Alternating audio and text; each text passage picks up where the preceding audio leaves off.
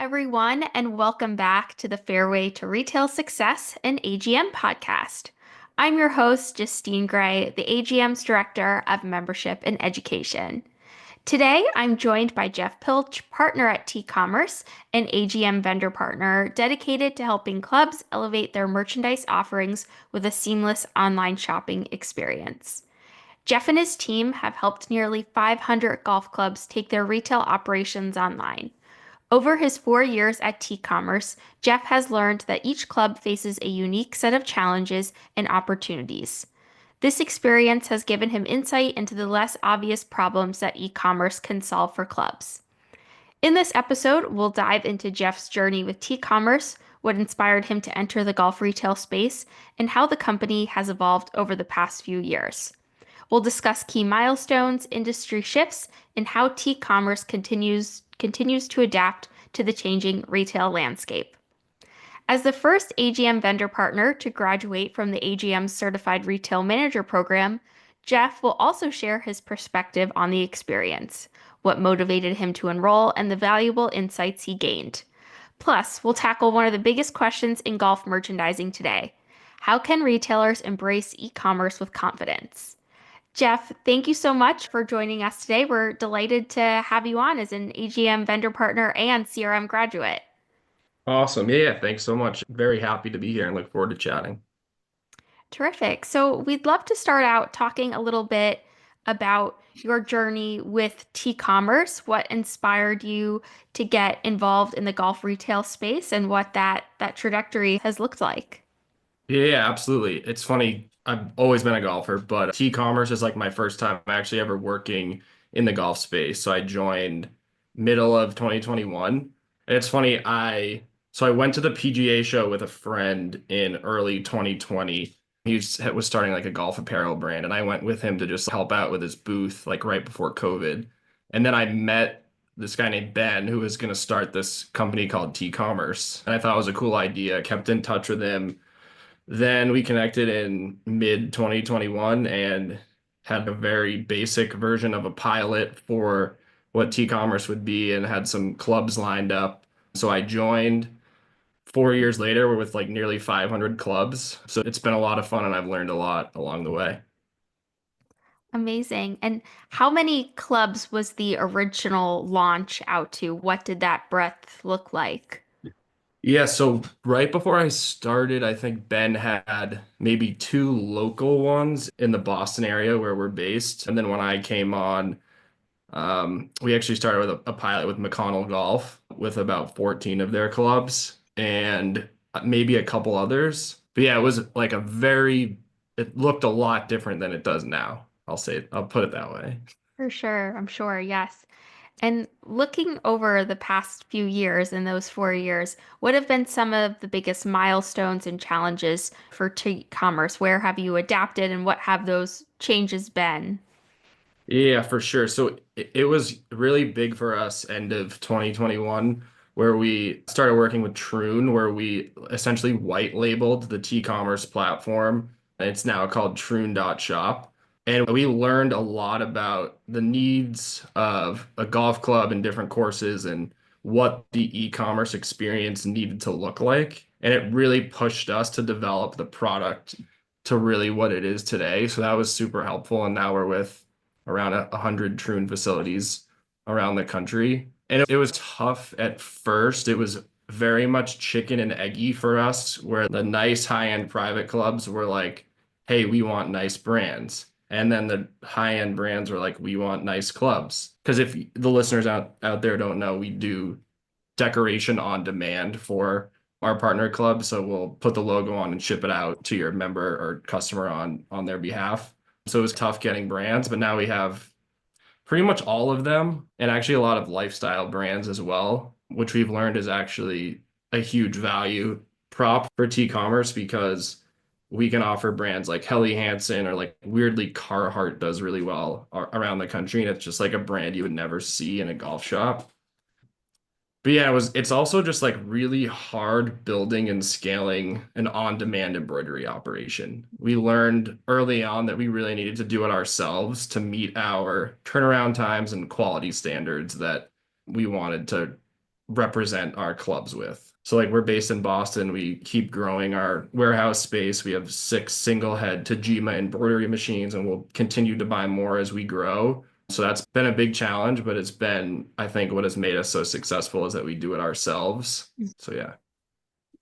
Awesome. So when you talked about those lifestyle brands, so if, say, a club was going to work with you all, but they didn't carry Helly Hansen in their shop, would they have access to Helly Hansen in working with you, or how does that work? Yeah, exactly. No, great Okay. questions. How it kind of works is that when we build a shop for a club, they have access to all of our brand partners and they can pick and choose which ones they want to Okay. offer. So they can either offer all of our Helly Hansen products that we have in our catalog or can literally just offer a couple. So Mhm. it's totally up to them. To your point, it's a way to essentially have endless amounts of square footage when a club typically has what 800 to 1,000 or 1,500 square feet to actually have physical merchandise in. Absolutely, especially if it's something they don't want to necessarily make the inventory investment up front, but they know their members might want some Helly Hansen, especially I'm thinking of members who aren't maybe necessarily on property or coming into the golf shop every day, but having access to other lifestyle brands that might not be a fit for the physical golf shop. That's really cool. Very Yeah, cool. exactly. And like we work with, there's a lot of country clubs that we work with where golf is just one sport. Right. And we've learned that that's golf is typically like the main merchandising focus. Hmm. And a lot of the rest of the membership is sometimes like untapped and unmet. So we're helping offer merchandising opportunities to like the non-golfers in the family. And that includes like Helly Hansen for, I don't know if there's a yacht club attached or you're a boat people or you're a skier or whatever. Yeah, and that's a question we get from our AGM merchandisers is how do they reach those social members or the non-golf members or if they have national or international members. So I think that's a great key for them to explore. So I know some golf retailers can be a little bit hesitant or apprehensive to explore e-commerce if they've traditionally been a brick and mortar operation. What are the most common concerns that you hear from those folks of what might be holding them back? And how would you reassure them of taking next steps to get started online? Yeah, for sure. The obvious challenges with starting an e-commerce shop, if you're using your own inventory at the club, is super overwhelming. I have to make the online store. I have to take pictures. I have to fulfill the products. And if you think about it too hard, it can definitely become overwhelming. And if you don't have a lot of resources, like what I've seen can be successful is maybe you only focus on like core items that you're going to have deep inventory of that you don't necessarily have to worry about it running out of stock or only having the online shop open in the fringe seasons when you're not going to be that busy Mm. because as golf pros and merchandisers wear a million hats and like the last thing you want to do is like somebody buys something online and then somebody just bought it off the shelf and you don't want to disappoint people. So that's what I would say. Don't try to do too much, but also if you come from a club that has a lot of resources and you really are going to dedicate time to doing it, which I've seen people be successful with that, which is great. You just have to like understand that it's going to take time and resources to build it and you just have to like appreciate that that's part of the deal. But at the same time, like shameless plug, like if you want to offer merchandise online and be able to give your members a shopping experience from their couch or when they're or your a seasonal club or whatever, you work with someone like us to fulfill the orders for you. But also with our system, you can actually sell products you have at the club too. So it can be a blend of on-demand products and merchandise you might have at the club. So that's how we've tried to make it a little bit less daunting. Sure. And do you find any trend as far as your clubs that you work with being more seasonal folks, or are they more year-round type of facilities? Just curious on that breakdown. Yeah, it's really a mix. We work with anything from small 9-hole private clubs to clubs with national memberships like Floridian National, or like we work with Sankety Head, who's like super seasonal, but they Mhm. have a great logo that people that aren't members might want to buy it or visited Nantucket and might want to buy it. But we also work with like resort destination properties, Tobacco Road. We work with the Cabot team. So it's really a mix. And like over the years, we've learned that e-commerce can help all different types of problems that clubs have. So for a smaller club, it's access to brands and products that maybe you don't, doesn't make sense for you to carry in the shop, Mhm. and you want to offer more variety to your members. And in theory, turn off brands that we have that you have in the shop. Mm. Whereas a Tobacco Road is trying to maximize revenue potential. So we're trying to fill the needs and merchandising gaps that clubs have and like really increase the overall pie of what's possible from a retail operation at a club. Terrific. Yeah, everyone has different needs, which is the best part Yeah. of golf merchandising. So as e-commerce continues to grow in golf as it has, where do you see the biggest opportunities for golf retailers, and how can merchandisers really set themselves up for success in these cases? Yeah, it seems like things are trending, especially for younger consumers, to have more like personalization and want more Mm. custom type items, which is like really tough to do in a brick and mortar where you have limited space, and Amazon has created these ridiculous kind of expectations around turnaround time. And there's all these tools out there that you can use, whether it's working with someone like us or using a rep spark to do special orders, like just like meeting your consumers where they are and where they want to be and where they want to shop, so that you can give them what they want when they want and give them something unique. I'm not sure if you've heard of a brand called Iliac Golf, but they do leather goods, a lot of head covers, valuables pouches. Like they recently released a belt. They're based in LA, and they literally cut and sew all of their orders on demand in under 2 weeks and can Wow. ship out like custom merchandise like that, which I think is like super cool. And we recently started working with them and they fulfill our leather goods. But it's like a really interesting way to start thinking about how somebody can get something custom quickly. Mm-hmm. Yeah, yeah. Time is always the thing, especially with the folks like the Amazons and that thinking about what turnaround times look like in For golf can sure. be a little bit slower, but it's usually worth it. Yeah.